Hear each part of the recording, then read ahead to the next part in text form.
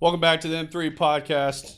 It's Rick and I back at the office, and I'm going to be straightforward with you right now. I'm a little bit tired. Uh-oh. So, conversation today is on AI. Okay. And movement of what AI is doing right now. And probably by the time this comes out in a week or two, it's probably going to be another 10 years ahead. It's already going to be outdated. Yeah. So we talk about AI every single day, what it's doing.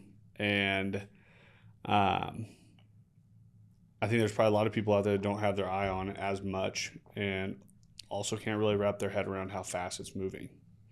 So today I just want to kind of touch on some of the AI tools that are out there right now, some things that we're using, and then some things that we think are probably coming in the near future. I love it. I think the most hot item around the office here of late is Sora 2. So that's a new platform powered by OpenAI, and it's a video creation. Essentially, it's like a social media that you can create cameos of yourself and your friends, famous people, and put them in these scenes that you create just via a prompt. So if you haven't done Are you talking about the one of you riding a camel into Kansas City? Yes, that's one of my favorite ones so far. I haven't made anything very useful in it yet, but I've been doing a lot of what the people call AI slop, which is essentially you're throwing a prompt out there and then you don't really have a great idea of what it's going to make. And then it spits something out there, and sometimes it's incredible and blows you away. Sometimes it's totally absurd. But the fact that we're going from like typing a prompt to 30 seconds later, there's a video of you doing something and it looks like you, sounds like you, that's absurd. It is pretty wild, and I think I think the creative side's like just starting. Yeah. And I think a lot of people's probably knowledge on AI right now is just, hey, I use ChatGPT sometimes. And ChatGPT has released their agent builder to where there's a lot of people that, or most, I think, that are using AI only use it as generative AI. And you manually have to put in an input to get an output. And now that we have auto generative AI, that you can build out agents that know that they're tasks that they have to do every day. So I think that's going to change the landscape of the workforce a lot pretty quickly. I know it's already changed it for us. Yeah. So if you're not using AI in your job, you might not know how much more productive you could be. But with the types of things that we do, where a lot of it's like intellectually based or like computer type work, as far as like idea generation and stuff like that, I mean, you can be 10 times as effective as you could even just 2 years ago. Oh, when we jump on the podcast, I mean, we sit here for 3 minutes before and generate a bunch of ideas and sit here, bounce off ideas, and we're like, hey, you know what? That sounds like a good podcast idea. Let's hit it. There's going to be a ton of content that's coming out right now where it's literally just AI generated and a person is reading a teleprompter. Yeah. For now, but we're like, I feel like months away from the point where you don't even have to read the teleprompter. It's just going to have like perfect recreation of what you would look like saying it without actually even having to say it. Which I wonder how that's going to change the landscape of content as a whole, because content as a whole for a long time has been really difficult to have that cinematic style video. It's been hard to have that high quality, to where if that changes the landscape of the content, I think it leads into the more of the importance of understanding targeting and understanding your ad forefronts and understanding just the marketing space as a whole. And I think there's people out there that are just trying to ignore it, and they think that's just going to go away. I mean, part of me is like, I almost don't blame them for not wanting to dig into it. Yeah. Just because it's got to be daunting. Like we've been paying attention to it for a while, not like we were totally there at the beginning stages of ChatGPT, but were we using like version, was it 2 something or 3? Dude, we were like 3 early versions when we were in the basement. We were using it, and I remember like when we all had an account, and you would have to sit there and like refresh, and it was like, hey, it's backed up, you can't use it right now. Like, hey, server's full. Like, and it wasn't even that great compared to what it's doing now. Oh, we'd get stuff that were like, it was more so we had to take it 50% of the way. but it would give us something that was like close to where we didn't have to like fully off the cuff think of captions or things like that. And the other thing that I find comical with a lot of it is when people are like, oh, you use AI, like I'm not going to pay as much because you're using AI. I'm like, great, you know how to use it? And they're like, well, no. I'm like, the result that you're getting on the backside is still the same result that you're paying for. To where I think the space is going to get wonky is like, since we've been created, and MMG from the beginning has always been selling a result. Clients are never going to stop paying for the result. The agencies that sell hours, now I get a billable hour sheet that says like, hey, you spent 8 hours on a graphic design. Seems a little wild that I can make that on my phone in ChatGPT, because now it has apps available in ChatGPT that you can work through Canva, like the housing side of things. You can now connect Zillow into ChatGPT. So anything you want to do real estate wise, you could do it through ChatGPT. So it's like, I look at all the things that they're plugging into it, and it's that they're leading the charge on all of that stuff. So how are you going to send me over billable hours for creating graphic now? We also don't really have anything to compare this to. Like when the internet launched and was actually a little bit of a big deal like 25 years ago, what the internet did is it brought everybody more interconnected, so ideas can spread so much faster. So that's why when ChatGPT came out, everybody's interconnected. It's a super innovative product. There's how many millions of users? I think I saw something like over 600 million users, which that might be even low to what the actual number is, but in a matter of like 18 months or something, like the adaptation or the adoption has been so fast. So we have that side going, but also because of the power of AI and what people can do, they're going to be able to have such a higher output with like a smaller team, that there's going to be so much advancement in the next 25 years, because not only do we have more just computing capabilities that we've never had before, people are so much more interconnected. It's going to be a wild 25 years. What's going to become more valuable than any of it, though, is personal experience. And the crazy thing is, I've thought about this as MMG progresses forward. There's positions I look at that I'm like, is that position like really needed, or could AI take it? And the personal part of me is like, I'm going to keep that person. I like that person. They're going to do that job. We'll keep scaling up. They're buying the results, so it makes sense. But it's also made it really easy to where we've had people that are like, well, I want X, Y, and Z, or I'm quitting. See you later. Build an AI bot, takes that spot, and we're like, off to the races. We keep progressing on. Yeah. Like if you want to stay around and develop and become even more effective because you're using the AI tools, that's totally one thing. But you're going to have to want it and be hungry in the workforce, because there's just not really going to be a position for a lazy worker. Yeah. And I know there's going to become more project manager style people that are running different AI agents and putting it all together to make the big picture work. And it's crazy to think about, but just a year ago, what AI was doing to what it's doing today, I look at the last 3 months of how far Claude has came, how far Gemini has came, how far I've sat with some people and I've just told them, I was like, hey, check this out. And they're sending me over stuff like, this used to take half of my week. And I'm talking high level operators that they're like, I have to work on this presentation every single Monday and Tuesday to present to the board and go over all this stuff. And they're like, dude, I can knock it out in like 5 minutes now. And it's way better. To where it's just a unique space that's coming. And you can answer emails. What used to be 2-3 hours a day, I'd sit and work on emails. I could do them in 10-15 minutes. And I could still put the human touch on it. And I think that's where the human touch is. There's still going to be a spot for that. But then like even generating songs, like I don't know how the world's going to navigate something that has become so much smarter than ourselves so quick. I I follow this outlaw country rock playlist on Spotify. One of the bands that it brings up, AI generated. It has over 300,000 listeners on Spotify. How is this controlled in the future? I really don't know, man. So the way that I kind of see it going is there's going to be the ability to put things out is the input that it takes to get some type of finished product has obviously gone down so much.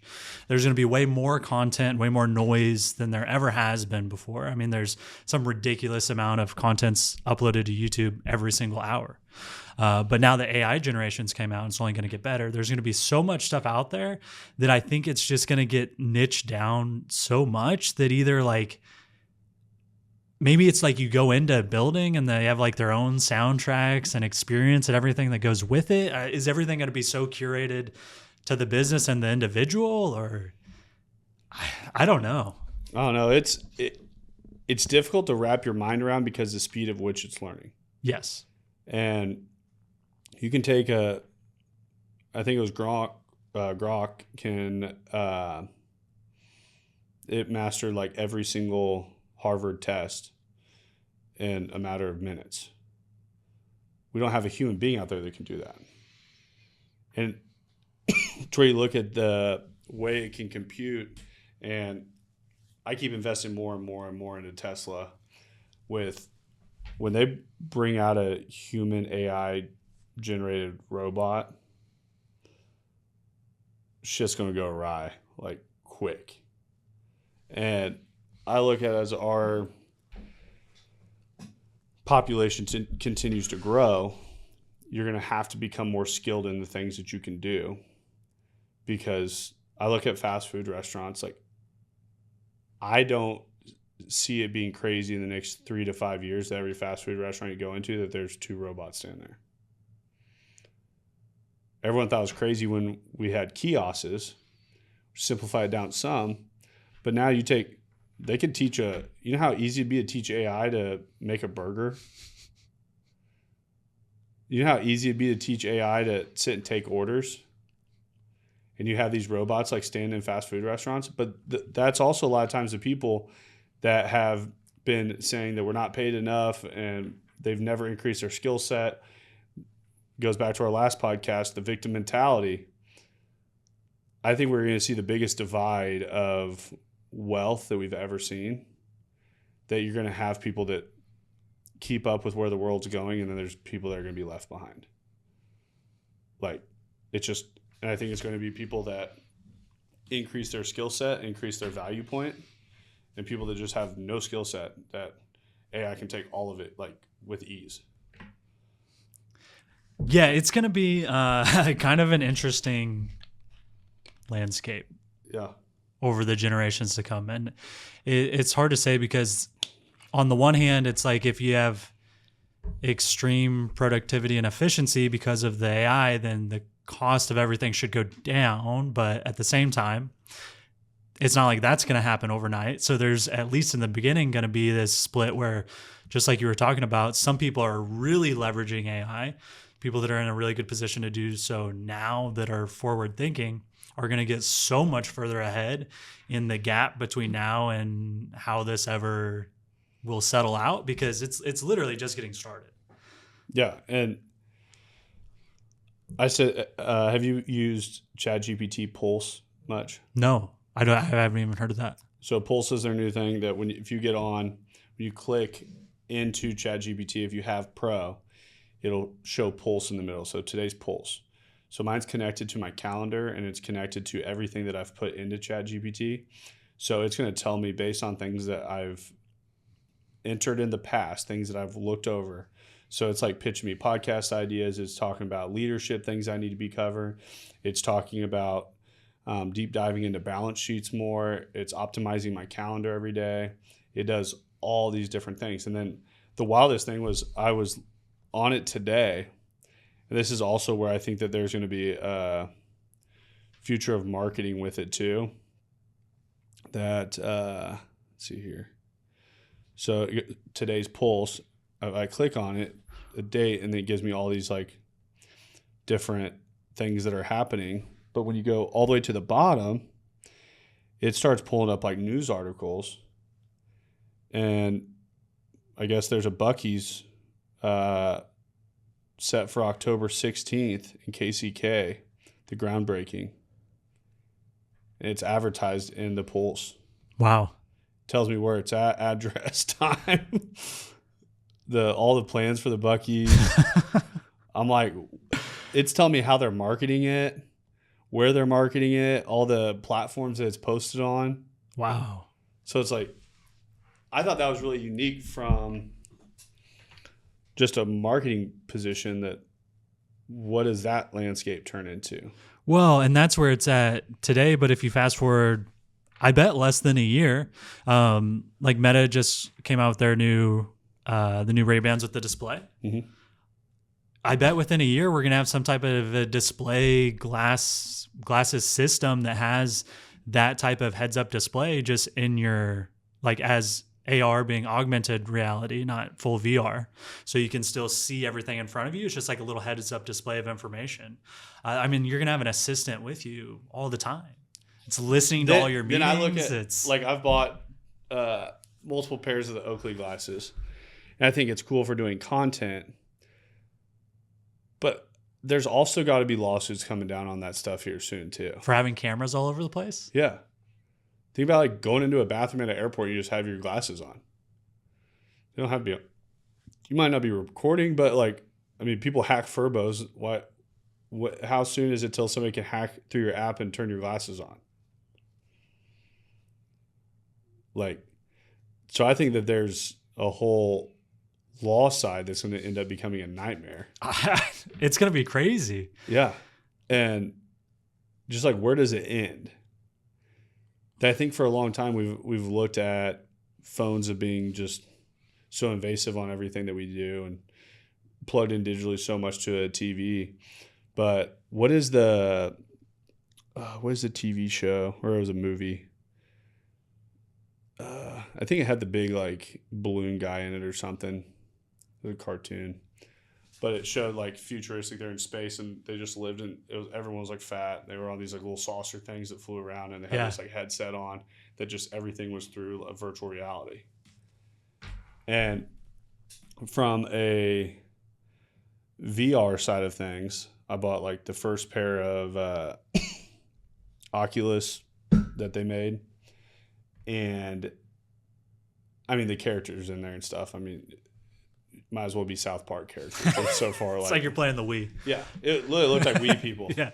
So I was like, yeah, this is so far off. And you look at what they've done with the Apple Vision Pros already, and that's in a short window. A very short window. When we really look at it, because have Apple Vision Pros too, and I think the biggest fault on those is the weight. Like, it's just a lot on your head. But I don't think they're a year or two out from figuring out making those way lighter, that people don't like the real world to escape to that. Like, I look at, have you watched the show Upload on Amazon? No. The show Upload, like, people will, when they die, they download their brain onto like a card, and then you can buy a spot somewhere, like in a digital, like you live in like a digital hotel with people, and like you have like waiters and everything else, but everything in this digital world costs money in the real world. So you get like sponsors, and there's like levels to like how well you live. Wow. But people from the outside, like the people in the real world, can put on like VR, and then they put on these suits, and then they can be like in your hotel with you. And when that first, like, I think season 2 just came out, I'm like watching it, I'm like, I don't think that's that crazy. Conceptually, not that unrealistic, especially like what's happening with the Neuralink side of things. Yeah. Which I haven't dove too far into that, but if we can start to get a handle of where our consciousness is contained, and we could put that onto something else, some type of hard drive.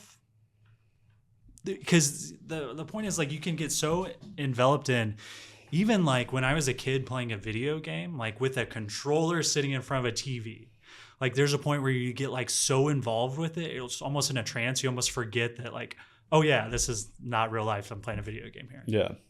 But When you're when playing you like Grand Theft Auto and you were just murdering people everywhere, exactly, you're like, oh my God, I'm a mass murderer. like I kind of feel bad. I'm running from the cops, and then you're like, oh yeah, I'm gonna go get a sandwich now. Yeah. But when it's VR and it's so much more immersive, like sensory wise, like it's your full perspective, it gets pretty crazy. And the thing that's going to improve really fast as well is because of AI and what it can do from a coding aspect, like the graphics and I mean, how far are we from being able to put in a prompt and create your own 3D world to go explore? Yeah. And I think that's what's held VR back a lot is the development in that forefront. And I was watching a video the other day on Bezos. Now half the time, like when I say stuff, I'm like, I always like double, like triple think, wondering if it's like, was that real or was that like an AI video? Yeah, but, who knows? He was being interviewed and he was talking by 2030 that they'll have server space in outer space that like their data centers and stuff they want to start putting in space because they have access to solar 24/7. And he goes, the energy is the biggest problem of these big data centers on the planet, but they can be driven by solar and they can live out in space. So for a long time, I thought about the upload show that just from a technical aspect, I'm like the server space and data centers that they would have to do something like that would be wild. And then fast forward like 2 weeks, I'm listening to Bezos talk about putting these things in space. And I'm like, well, you just created like infinite data and server locations. Yeah. Like, maybe that becomes possible. And something else to consider though is like that's what a really bright human right now is thinking. Yeah. But what about when we have AI that's smarter than us, that can work infinitely faster, is considering so many more options that we can't consider? It's like there's probably a different type of storage system that we haven't even thought of yet that's going to be able to have way more information than we otherwise would. And as AI gets more data plugged into it, and the more it feeds itself, like it's going to come up with that solution. And I always take a step back with AI and look at when we started MMG, none of this stuff was on market. And when ChatGPT first came out, I was telling people about it and they thought I'd lost my marbles. Like, but it was like the same thing when we first got it. Like we didn't even really know what to put into it. It was just like, hey, can you make a caption for a 2015 Ford F-150? Like that was the extent of it. Yeah. And the wild thing is if you were in Viato or anything, they auto-populated captions, so it didn't really do anything that much more for us. But I just thought it was pretty cool. And now we look at what we use it for in a week. And there's all those like funny TikToks and things like where people go in and the guy's like, hey, welcome into so-and-so. He's like, ChatGPT, he said welcome in, what do I say back? Like, but I look at school, I look at how are these colleges even navigating? Because people are like, oh well, they use this AI to check if it was written by AI. Well, then they built another AI that you can run it through to where people can't tell that it was written by AI. And then it's like, well, why wouldn't? Then it's back to the calculator thing. It's like, well, we couldn't use a calculator back in the day because teachers were like, oh, you never made. What if you don't have a calculator? You're gonna need to do it on pencil and paper. It's like, well, yeah. Actually, it turns out that's not the case. You know how much harder it would be to find a pencil and paper in today's time? Like, if you're like, hey, I need you to math out this problem. Gotta do some long division real quick. I could find 100 calculators before I find a pencil and paper. That's a good point. Yeah, it's a really good point. So actually, what they told us, complete opposite. Yeah, I'm thankful that timing wise we are where we're at, so that we've been able to experience the same thing. I think with social media as well, we were able to experience before, and like the transition into it, but we're also young enough to easily adapt. Not to say that you can't adapt if you're older, but 60, 70, 80, maybe just. See, I think I would have liked to be chilling. I would have been okay with being born and dying off like pre-internet. I don't know if like all pre-internet, because I feel like internet was kind of a cool thing to see come up, like because the development of it, like on like on a grand scale, I mean, I guess it's not super long, but like on our lifetime scale, it took a while.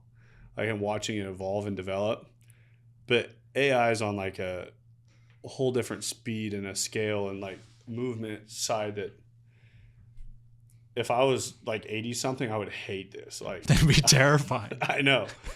Like, I've been waiting. My Nana doesn't listen to these, but I'm waiting for a call that like, hey, did you see so-and-so was eaten by a walking shark and down in Florida or something? It was on the news. And I'm like, no, that was AI. But I mean, that's going to be at least until something changes, I feel like that's going to be the internet for the foreseeable future. There's going to be so much just BS out there. There's already a lot of BS. There is. And there is. It's.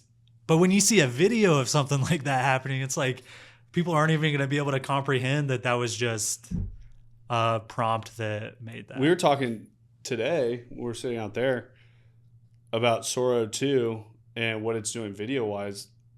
Like, think about how bad that's going to amplify bullying in like schools. Like,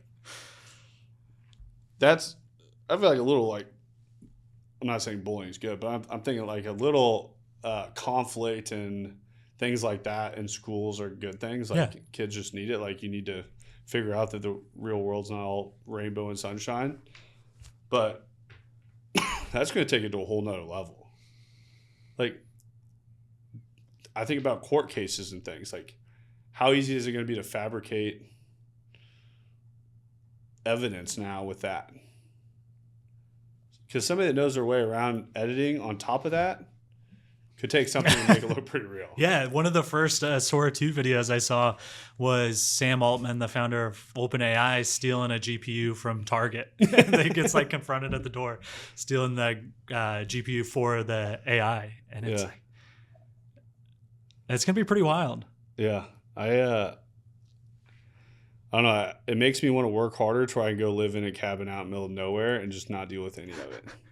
Like, let's work hard now to get to the wilderness faster to deal with whatever is going to happen.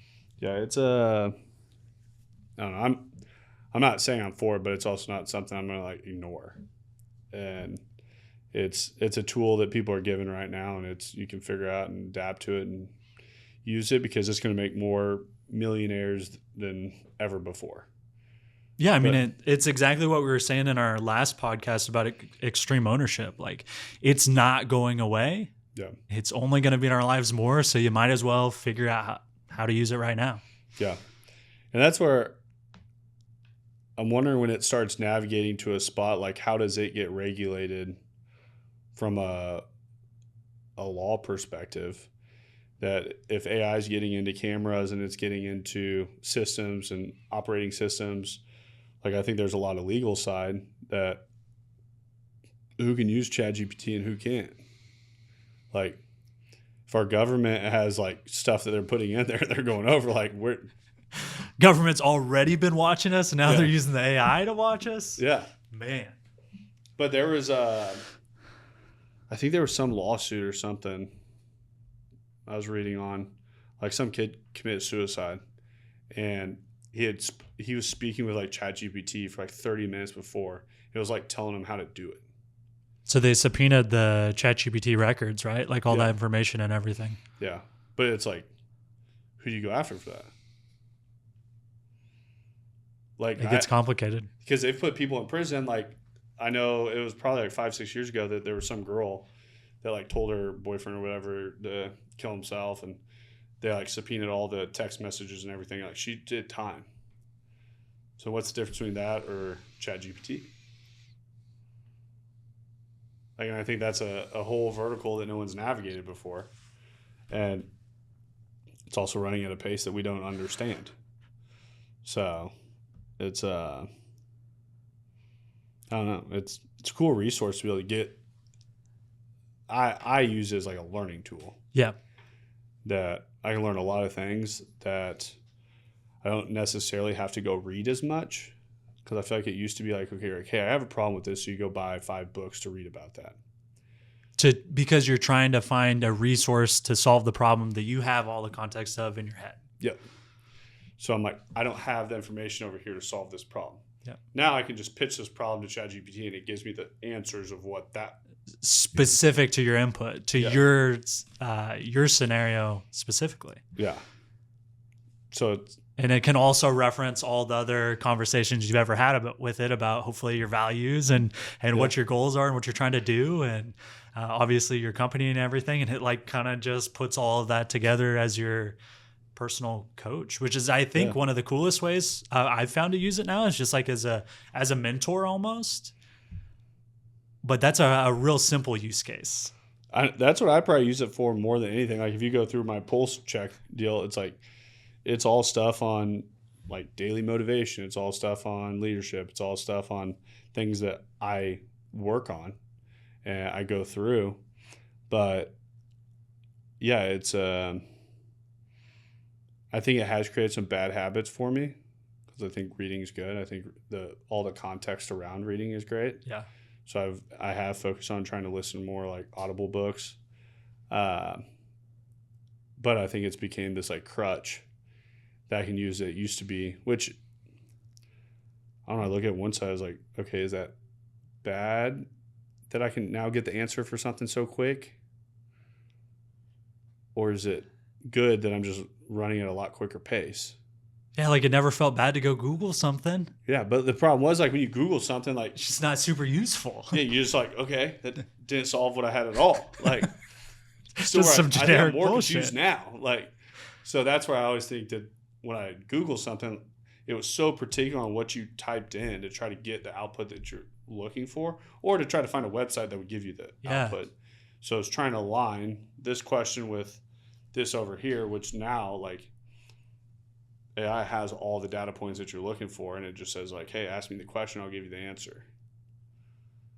Like, yeah, I've felt myself falling into, I don't know if falling in is the right word, but doing that same thing where it's like, it can be something kind of simple, and I'm like, I'll open up ChatGPT and throw it in there. And it's like, it feels intellectually lazy to do that, but then at the same time, it's like, it conserves your mental energy for other things. It's going to give you probably a lot of times maybe a better answer depending on what you're doing than you would have came up with otherwise. It's going to go way more in depth. If you turn it into like the extended thinking mode, it's going to like reason with itself for a while and come back with something you would have taken weeks to do. Yeah. It's I don't know, it's a unique topic that I don't think it's I think we could have the same conversation in 3 months, and I mean, who knows what it's looking like?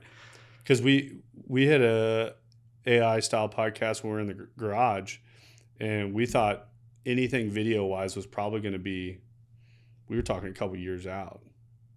Because there wasn't even the image stuff kind of sucked, and that was with stills. Yeah, and now we're, what was it, 5-6 months ago maybe? I think you're right. And now, I mean, the stills became lights out pretty quick. But once again, if you want the output that you're looking for, you have to focus on your input. And I think a lot of people just aren't, they're like, oh, that sucks. I'm like, if you put in a one-word sentence, you're probably not getting what you're looking for. But yeah, still unbelievably impressive that it did that. But yeah, look at what you gave it. Yeah. But yeah, I want to hit another one of these here in a couple months, and I think that's a good idea. Check back on where we're at. Or hey, who knows? Maybe the AI will just check in on it for us, and this podcast will be simulated on a beach or something, and we'll still be talking to you. But if you're not using AI, I recommend looking into it, see how it can benefit your business. If you have questions on AI, feel free to reach out to us. But also, a pro tip: if you're struggling to figure out how to utilize the AI, ask it. That's true. It'll walk you through. It'll ask you questions about what you have going on, and then it'll probably give you some good ways to use it. Yep, 100%. But make sure you're checking AI out. I don't think it's going anywhere. If you were going to live in the woods, hit me up. I like that idea more. But that's M3 Podcast. Thanks for listening to the M3 Podcast. Be sure to subscribe so you don't miss the next episode. Want to learn more? Check us out on Instagram at Moss Marketing Group, on Facebook at Moss Marketing 58, or on our website at mossmarketinggroup.com.